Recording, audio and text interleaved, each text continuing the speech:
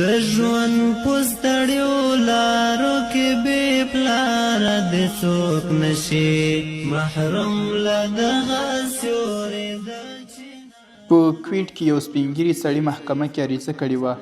قاضي چې کله وکتل نو پوه شو چې پلار په زوی عریضه کړې ده. قاضي حیران شو، پوښتنه یې وکړه خو زوی دې ولې عریضه کړې ده؟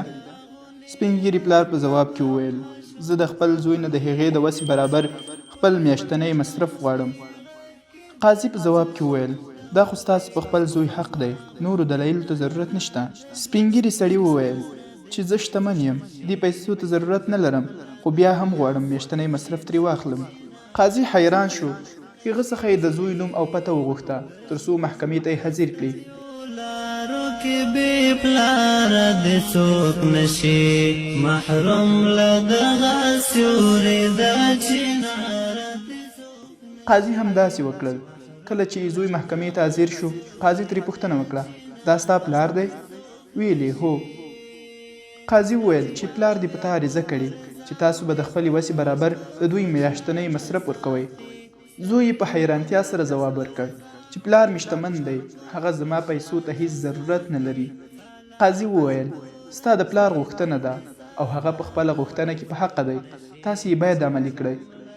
سپین ږیري وویل قاضي صاحب که تاسې په دې باندې د میاشتې 1 دینار مصرف کیږدئ زه به خوشحاله شم، خو په دې شرط چې دا 1 دینار به په خپل وخت بغیر د کوم ځنډه ورکوي.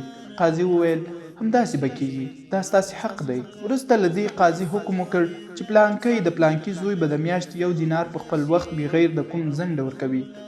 قاضي چې کله د محکمې څخه ووت، سپین ږیري سړي ته یې مخ کړ، ویلې که خفه کیږي نه زه تاسې نه یو پوښتنه کوم.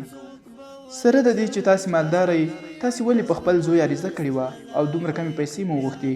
سپین ږیري سړي په داسې حال کې چې له سترګو څخه یې اوښکې روانې وې وویل زما زوی ډېر مصروف دی، هغه هیڅکله د خپلو کارونو څخه نه وزګارېږي، په میاشت کې 1 ځل هم زما څنګ ته نه راځي او نه زنګ وهي.